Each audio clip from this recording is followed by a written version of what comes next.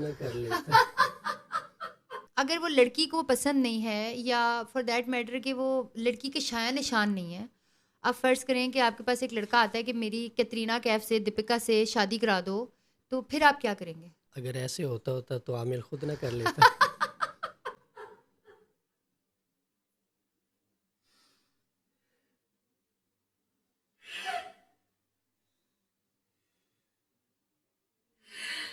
अच्छा, ये बात तो है।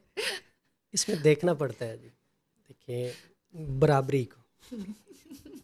बात आपकी ठीक है। अच्छा, हसब-नसब भी देखना पड़ता है कि और शक्ल भी। शक्ल भी, और हुँ, इसमें ये होता है कि लड़का मान रहा है, लड़की नहीं मान हुँ, रही, और लड़की के घर वाले मान रहे हैं शादी करने के लिए कि हुँ, हमारी लड़की की इस लड़के के साथ शादी हो जाए। हुँ, तो ऐसी सूरत में तो ये पॉसिबल है। हुँ, अगर लड़की को पता ही नहीं है और हुँ। लड़का खुद से उस पे मोहब्बत के अमाल करना चाह रहा है और शादी उससे करवाना चाह रहा है, तो ये नामुमकिन है।